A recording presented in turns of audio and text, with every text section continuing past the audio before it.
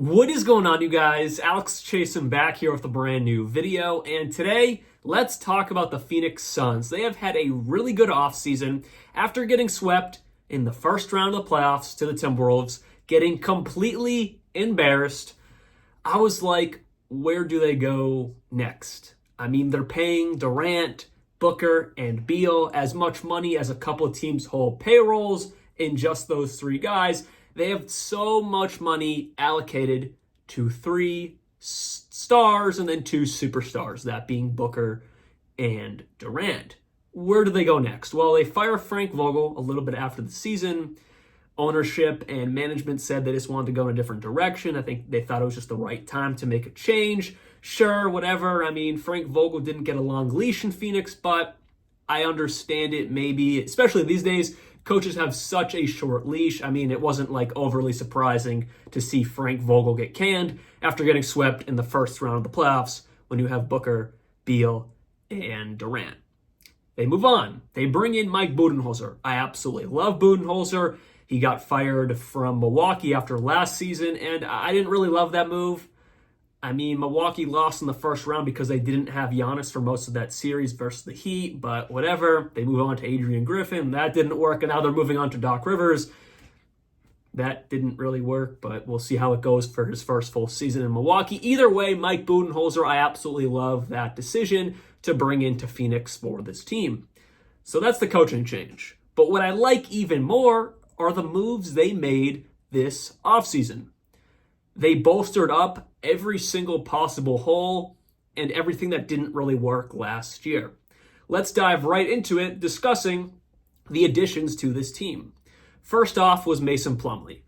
You look at last year, their backup center was Drew Eubanks, Chimezie Metu, and at times Bol when they, try to give him some run to see if he could turn into, a superstar mini Kevin Durant. Obviously, he hasn't done that yet, but they're still giving him some run for the little chance he can turn into baby Durant.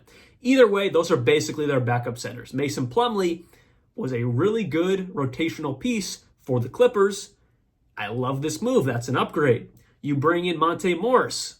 That is a fantastic upgrade because they had no backup point guard or a good backup point guard on this roster last season. On top of that, recently, they bring in Tyus Jones. He took a very minuscule contract to go to Phoenix and get a huge role on this team.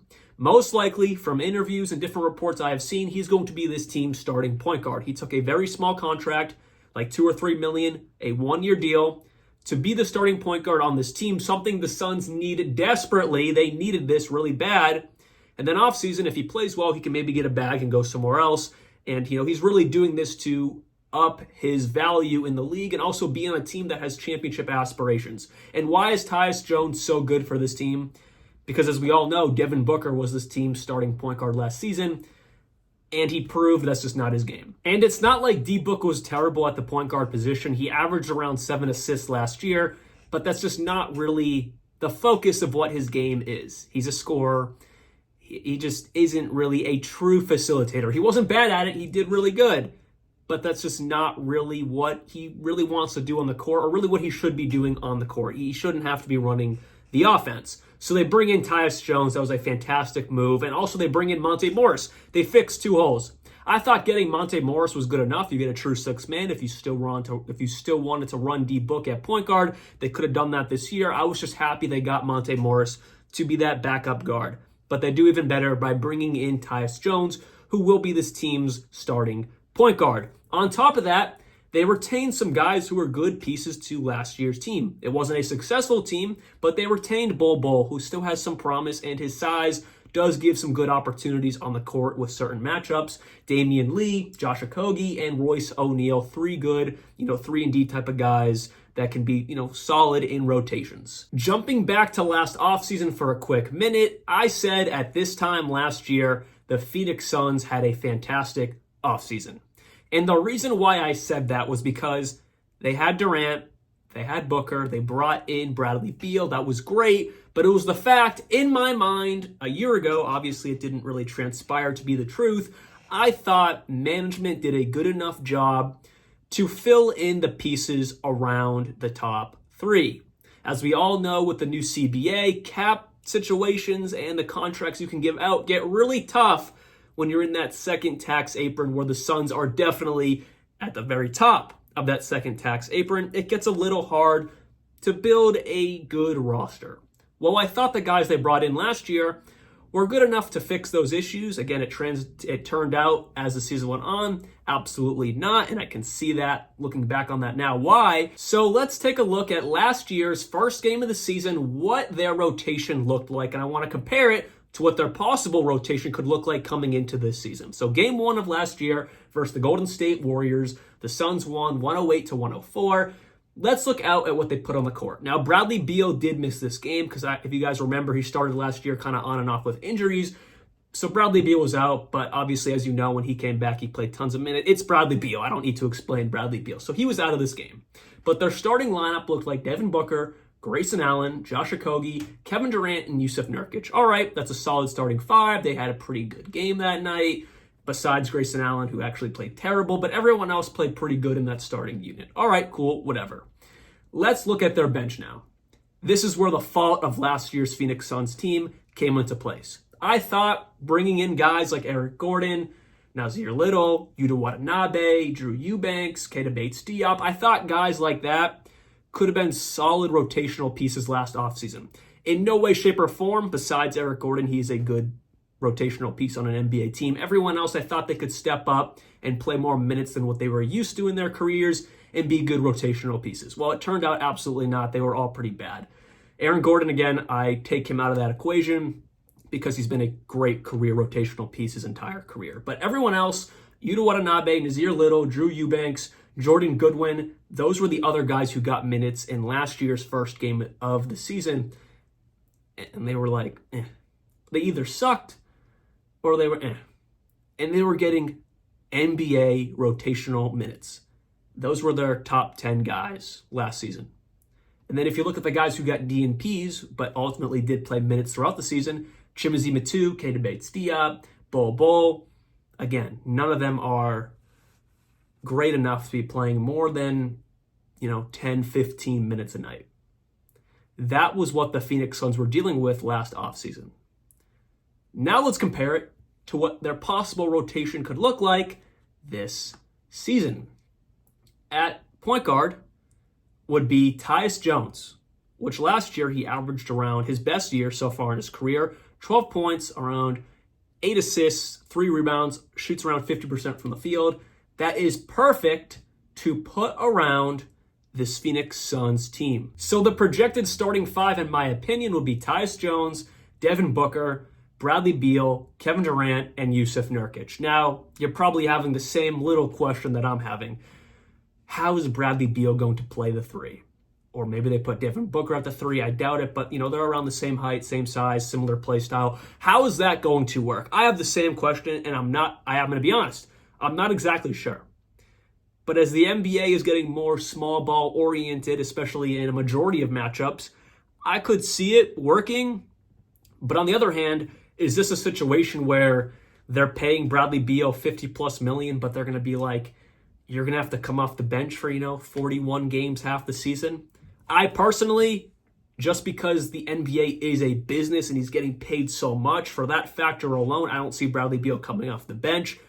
But if it were in the best interest of the team, there's a possibility Bradley Beal comes off the bench, or at least what they'll do is maybe that'll be their starting rotation most nights. Again, it's all matchup based, but I just don't see a way where they put Bradley Beal off the bench because he's getting paid so much money. It just seems kind of weird. Now, what they could do is just that could be the starting rotation, but Bradley Beal was the first one to come to the bench, and they put other guys like Royce O'Neal, Grayson Allen, they put them earlier in the game.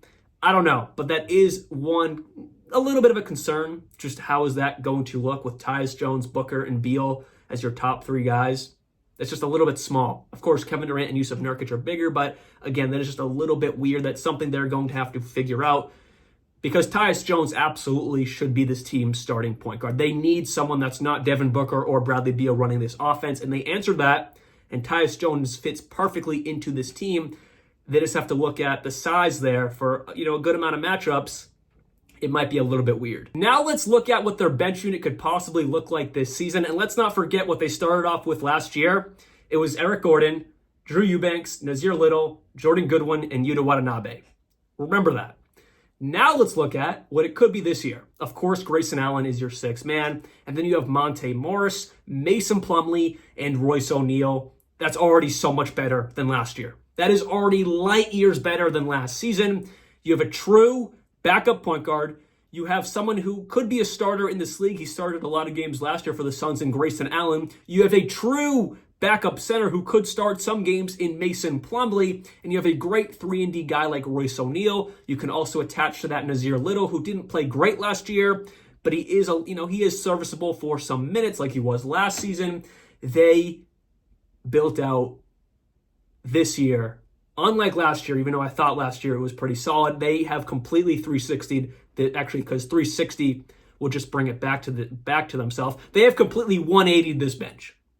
It is a completely different bench unit, and it's an actual bench unit that can allow Booker, Beal, and Durant to maybe, play a little less minutes at times because they can trust their bench. Last year, they were loaded with minutes because they couldn't trust their bench unit, and at least one of them, or two of them, if not all of them, had to be on the court while other guys were getting rest because they just couldn't trust their bench unit to play enough minutes to really support Booker, Beal, and Durant being off the court. This year, I think they can allow a little bit more rest to their top three guys and put some trust into this bench unit.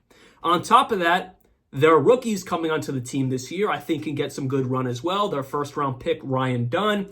He's more of a defensive guy, doesn't bring a lot as of right now to the offensive side of the ball, but in Summer League, he averaged the most steals and most blocks for the Suns Summer League roster. He was exactly as advertised, a monster on defense. Offensively, it's still a project, but he is someone that could bring possible good defensive minutes right to this team, start the season, or at least, ramp him up throughout the season, and hopefully in the back end of the year come playoff time, he can be someone they trust on the defensive end to play some minutes, give some rest to other guys on this team. Ryan Dunn looked pretty good in Summer League, and I hope he can actually play some good minutes for this Suns team. He was projected as one of the best defensive players in this year's draft class, and based off Summer League, which again, it's not real NBA games, but based off Summer League, I think he looked pretty much as advertised. Also, their second round pick, Oso Iguodala, he looked pretty good in Summer League. He's more of a big man. Is he someone that, instead of continuing to experiment with Bol, so they give those minutes to Oso, because he did look solid in Summer League. Maybe he spends most of his time in the G.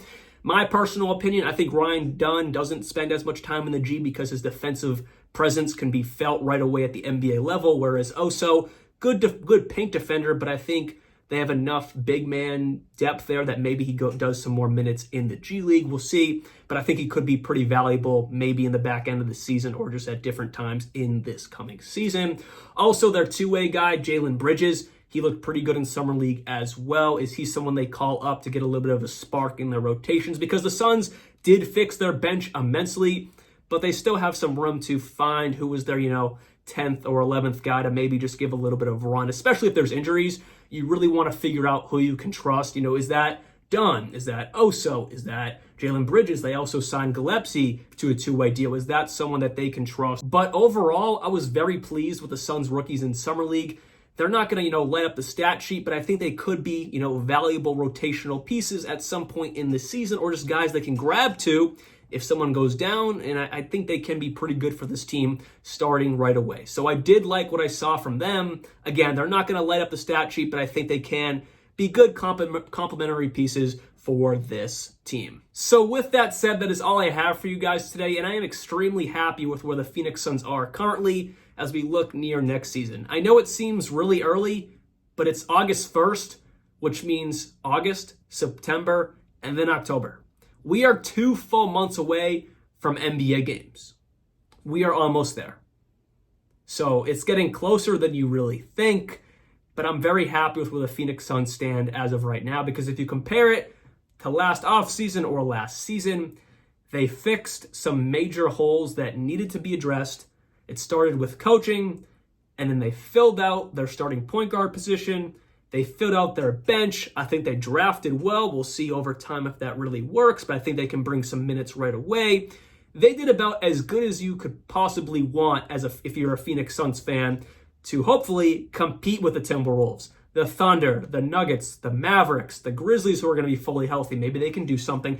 I think, and I'm pretty confident, the Suns did about as good as they could to compete with all those teams and hopefully not get swept in the first round of the playoffs again. Because at the end of the day, you have Durant, you have Booker, and you have Beal. But last year, it was really the guys around them that just couldn't carry enough load to go farther than what they should have. Now, of course, Durant, Booker, and Beal had downer games, but exactly, if they had downer games, no one could carry the load elsewhere, whereas this season, they have guys who can carry the load if Booker, Beal, or Durant have downer games. So with that said, hopefully you guys did enjoy this video. I'll be back very soon, and like always, peace out.